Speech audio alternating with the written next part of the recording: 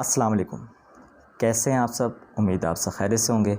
मेरा नाम मोहम्मद बुरहान खालिद है and I am enabler switch assistant.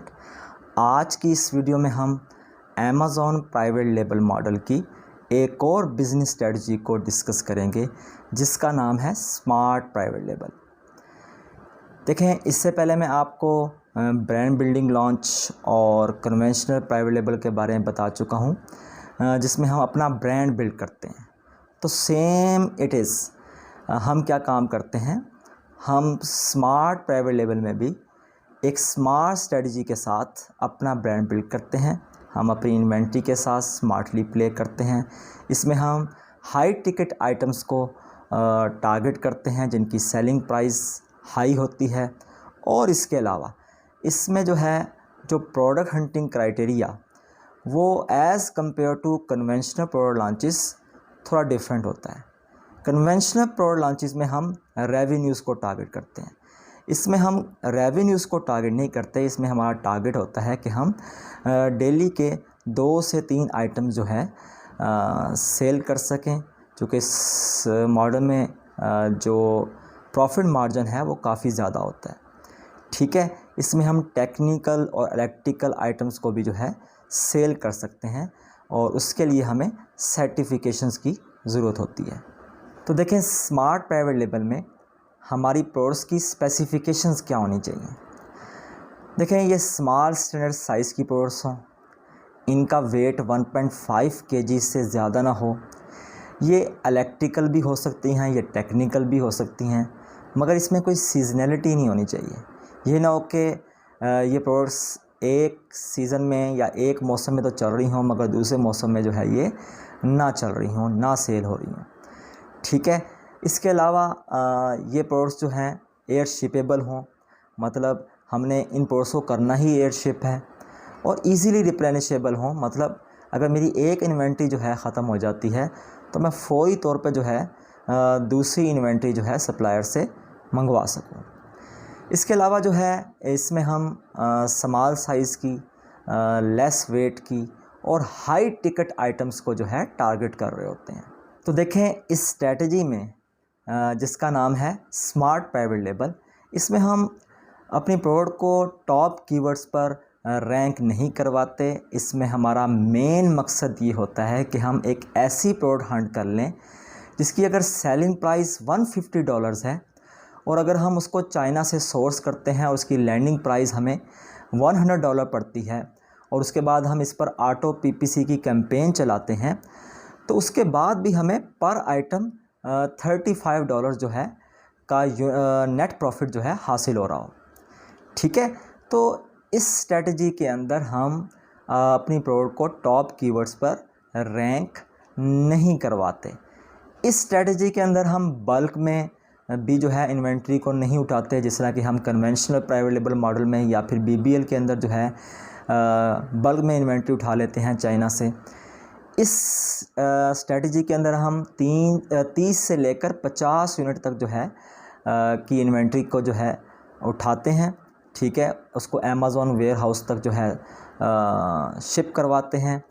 इसमें हमारा जो मेन टारगेट होता है कि अगर हम डेली के 2 से 3 यूनिट भी सेल कर दें तो उससे हमें क्या होगा, 100 से लेकर तकरीबन $120 तक का प्रॉफिट हासिल हो सकता है। ठीक है, इसमें हम क्या काम करते हैं, ऑटो PPC कैंपेन चलाते हैं, जिस पे क्या होता है, अमेज़ॉन का एल्गोरिथम हमें लो सर्च वॉल्यूम के कीवर्ड्स पर क्या करना शुरू कर देता है, रैंक करना शुरू कर देता है। ठीक है, इसका हमें फ़ायदा क्या होता है? इसका फ़ायदा हमें ये होता है कि अगर हम 6 मंथ के बाद PPC कैंपेन को रन करना बंद भी कर दें तो इसका फ़ायदा ये आपको नज़र आएगा कि इसमें हमें सेल 6 महीने के बाद भी नज़र आ रही होती हैं। ठीक है, इवन दो के हम PPC कैंपेन को रन करना बंद कर दें। इस बिज़नेस मॉडल में अगर हम USA में लॉन्च करना चाहते हैं तो हम उन प्रोडक्ट्स को टारगेट करेंगे जिनकी सेलिंग प्राइस $90 से लेकर $180 तक हो। इस तरीके से अगर हम UK में लॉन्च करना चाहते हैं तो हम उन प्रोडक्ट्स को टारगेट करेंगे जिनकी सेलिंग प्राइस £70 से लेकर £140 तक हो। ठीक है, इसी तरीके से देखें, हमसे ये सवाल किया जाता है कि इस बिज़नेस मॉडल में कितनी इन्वेस्टमेंट दरकार है। देखें, अगर आप एक लिस्टिंग को लाइव करना चाहते हैं, प्रोडक्ट को लॉन्च करना चाहते हैं, तो उसके लिए कम से कम आपको 4 to 5,000 US डॉलर्स दरकार होंगे। इसी तरीके से अगर आप क्या काम करते हैं, 2 से 3 प्रोडक्ट्स को जो है लॉन्च करते हैं, 2 से 3 लिस्टिंग को लाइव करते हैं, जो कि हमारी भी रिकमेंडेशन है, ठीक है, तो उसके लिए जो है आपको 8 से 10,000 US डॉलर्स दरकार होंगे। क्योंकि आप भी जानते हैं कि किसी भी बिज़नेस मॉडल में जितनी ज़्यादा आप इन्वेस्टमेंट को पुट करेंगे उतना ही कम जो है रिस्क हो जाएगा, ठीक है। इसके अलावा देखें, हमसे ये पूछा जाता है कि इस बिज़नेस मॉडल में रिक्वायरमेंट्स क्या हैं। देखें, क्योंकि आप इसमें टेक्निकल प्रोडक्ट्स को भी जो है लॉन्च कर सकते हैं और इलेक्ट्रिकल प्रोडक्ट्स को भी लॉन्च कर सकते हैं, तो उसके लिए हमारे पास सर्टिफिकेशंस का होना लाजमी है, ठीक है। तो हमने ऐसे सप्लायर से कॉन्टैक्ट करना है जिसके पास उस प्रोडक्ट की सर्टिफिकेशंस भी मौजूद हों, उस कैटेगरी की सर्टिफिकेशन मौजूद हों।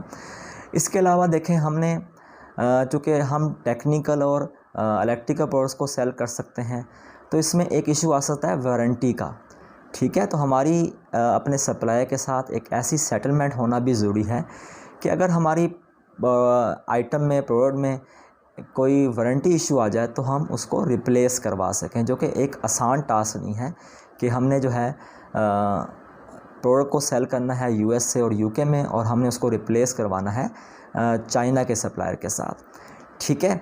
इसके बाद देखें, इसमें तमाम प्राइवेट लेबल मॉडल्स की तरह पेटेंट जो है चेक करवाना लाजमी है, ठीक है, क्योंकि इसमें टेक्निकल प्रोडक्ट्स और इलेक्ट्रिकल प्रोडक्ट्स का जो है मेन जो है इशू होता है। तो पेटेंट चेक करवाना इसमें हर हाल में जो है हमारे लिए ज़रूरी होगा।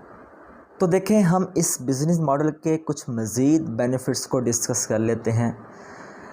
देखें, इस बिज़नेस मॉडल में हम नीश स्पेसिफ़िक नहीं है, ठीक है। हम एक ही ब्रांड में रहते हुए मुख्तलिफ़ कैटेगरीज़ की मुख्तलिफ़ प्रोडक्ट्स को जो है मुख्तलिफ़ लिस्टिंग्स को हम लॉन्च कर सकते हैं, ठीक है। इसमें प्राइस वार जो है लेस होती है as compare to other business models. देखें, अगर हमारा जो कंपटीटर है उसने अगर सेलिंग प्राइस को $150 से $145 भी कर दिया है, और देखें हमारे पास PPC कैंपेन चलाने के बाद भी अभी अगर $30 मौजूद हैं, तो हमारे पास बहुत बड़ा मार्जिन मौजूद है प्ले करने के लिए। कन्वेंशनल प्राइवेट लेबल मॉडल की तरह एक वैल्यू एडिशन भी कर सकते हैं, मतलब एक प्रोडक्ट हमारी A है, मेन प्रोडक्ट है, उसके साथ हम B प्रोडक्ट को भी जो है इंक्लूड कर सकते हैं जिसकी जो है सेलिंग प्राइस बहुत ही कम हो, सिर्फ़ और सिर्फ क्या करने के लिए, कस्टमर को अपनी लिस्टिंग की तरफ अट्रैक्ट करने के लिए, ठीक है। तो इस बिज़नेस मॉडल में रिस्क बहुत कम है, लेस कंपटीशन होता है और प्रॉफिट मार्जिन ज़्यादा होता है। हम 50% तक का जो है प्रॉफिट मार्जिन जो है अचीव कर सकते हैं। रिटर्न ऑन इन्वेस्टमेंट जो है इस बिज़नेस मॉडल में हम बहुत जल्दी रिकवर कर सकते हैं अगर हम स्मार्टली प्ले करें। देखें, इस बिज़नेस मॉडल की वर्स्ट सिचुएशन क्या हो सकती है, क्योंकि अक्सर लोग ये सवाल करते हैं कि हम हाई सेलिंग प्रोडक्ट्स को जो है, हाई सेलिंग प्राइस प्रोडक्ट्स को जो है सेल कर रहे हैं, अगर वो प्रोडक्ट्स सेल ना हुई तो फिर क्या होगा। देखें, ये बहुत ही रेयर सिचुएशंस में होता है। अगर ऐसी कोई सिचुएशन पैदा भी हो जाए तो हम क्या काम करते हैं, अपनी इन्वेंट्री को लिक्विडेट कर देते हैं, ठीक है। उसके लिए क्या होता है कि हम एक बड़े डिस्काउंट पर अपनी इन्वेंट्री को किसी दूसरे प्लेटफॉर्म पर जाकर सेल आउट कर देते हैं, ठीक है, लिक्विडेट कर देते हैं। और मैंने आपको बताया कि ये बहुत ही रेयर सिचुएशन में होता है। तो उम्मीद है ये टॉपिक आपके लिए काफ़ी इन्फॉर्मेटिव रहा होगा।